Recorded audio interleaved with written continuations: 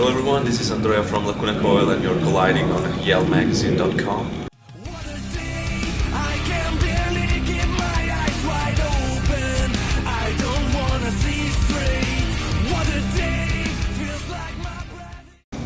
Do you guys have any pre-show rituals, like any satanic seances, virginal? No, we have a little video ritual before we actually are on stage. Really, when we're about to go on stage, we all get together and scream something in Italian. Okay. But it's just to give you that extra charge before you go, to focus as a band. Okay, we're going to do this, so we have to be all together as a unit as much as we can. That's it. We don't have many. We used to have more in the past, but we play so many shows that we kind of lost them along the way. So we just have the very basic focusing things, which is very helpful. And what do you yell in Italian? It's just maybe we're gonna kick some ass, kind of in Italian. It's kind of slang. I wanted to hear it in Italian though. We say si spacca which is we're gonna kick ass, right? Okay. Okay. Cool. On Dark Adrenaline, it seems that your vocals have shifted a little bit. On the way in, I was listening to Comalies a few albums back, but it seems like on that album you were hitting a higher range, and this time you also have less growls. Was that like a band decision or something personal? Or? Yeah, I think it's something that came with the music. Okay. The more we develop into certain areas of music in terms of different influences we're gonna put in the album, that we're gonna use vocals that are fitting that kind of music. Right. When you have growth vocals, they really fit when you have some really heavy, deep kind of almost death metalish sound, or very old school gothic metal. So I think we develop into a more modern direction with our music, and that fits powerful vocals, but not really growl vocals anymore. Right. I'm not against. I love vocals. Sometimes in the practice room we still do it. Yeah. And for fun, or we do it on other songs that are not gonna be in our album, but not. So I like it, but it's not what this album needed to have. It needed powerful vocals, but not necessarily growing vocals.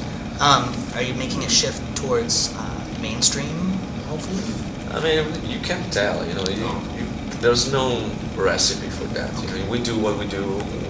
We try to have the best songs possible with best lyrics, best production, and that's what we can do. Then if people is gonna embrace it or not, nobody can guarantee. I mean, we always been with an independent label, so we always been there, surfacing kind of sometimes the mainstream, sometimes more the underground.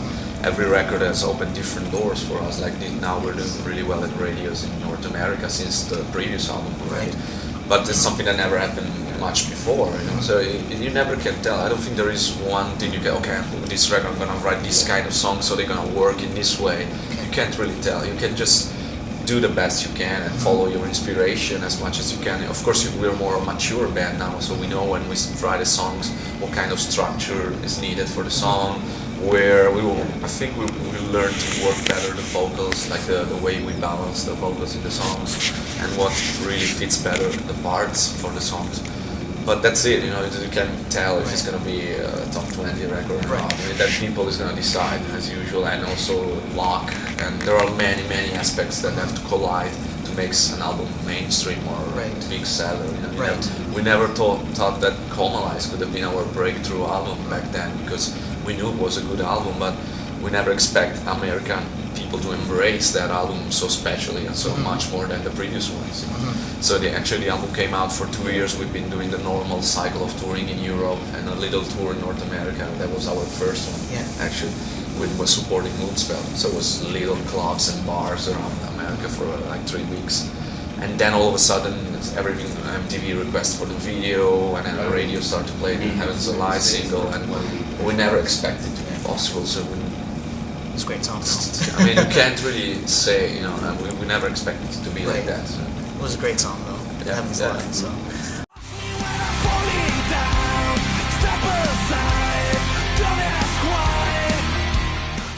We've also noticed on Against You, there's a distinguishable guitar solo that's not typical of Lacuna Coil. Yeah. Can you tell us about that? Yeah, I mean, in this record, in Dark Adrenaline, there are like 4 guitar solos, which is unusual for us. We normally have two maybe, you know, and because we use a lot of melodies for the guitar, but never really a proper. They're not never that much proper solo. But we felt that the music for this album was the right music to put more solos. So we actually like it a lot, especially on the live shows. It's really great for the people too.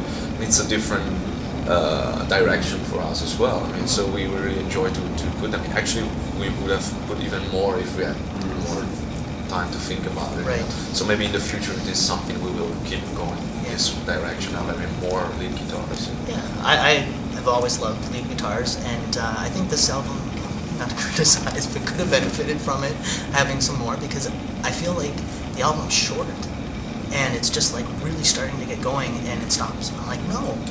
I think that's because it's a very fluent album. Like I think the songs they go very fast because they're well structured. I think, and there is a variety that doesn't get you too bored of the songs. You know, so you hear a very powerful song, then maybe there is more anthemic song, and then you have the ballad. So there is quite a certain dynamic range to the songs that also for me it goes very fast, and it's same length as the previous one, but this one goes pretty fast. So I think it's just a matter of the songwriting, you know. But we're thinking about it in the future. I'm sure we're gonna put even more. So okay. Given the trailers and your passion for horror, have you ever seen? And you got to play Dracula in the trailer. yeah.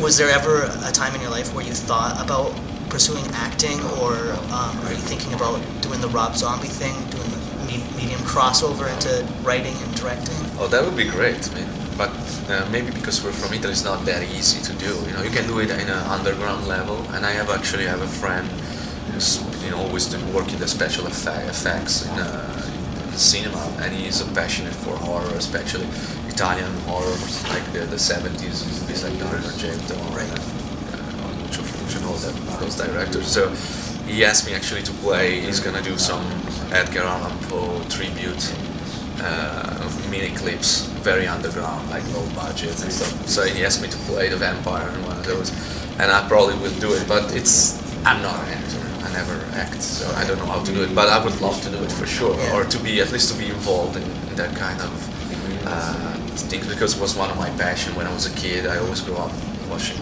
We used to have a big festival in Milan, it was called the Dylan Dog Horror Fest. Dylan Dog is a character from a comic book, which is like a guy and a detective of horror, basically, like an X-Files but for horror cases, you know, some zombies and that kind of stuff. So the festival was organized by the comic book, and all the people could watch all together the classic horror movies like the Halloweens or the Nightmares or all the Wednesday the 13th.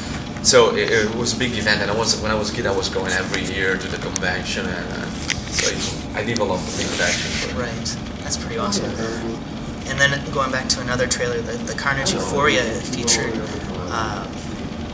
pretty obvious characters. Guy with the hockey mask, chainsaw, chasing a girl. Why those two characters versus other characters? I mean, it was just that we used the most recognizable one, you know, because of course that guy, but also me on it's kind of the Nosferatu, Dracula, even if I have 10 years, but still it is obviously inspired by that one. It's just a classic horror theme, you know. It's easier for people to recognize it, and it's cool actually. Everybody wants to have a chainsaw, you know, and follow, kill somebody with.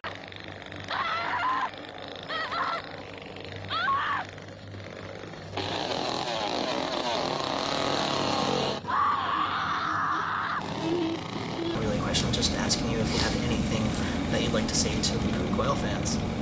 We just want to thank them since the album just came out, and we did a good first week charts, especially in North America, but also in Europe. So we want to thank all of them to go out there and buy this CD as soon as they came out. It's especially nowadays with the downloading and all the different music business that we are experiencing right now. It's very cool that people still take the time to go and buy the CD while we could have just downloaded, you know.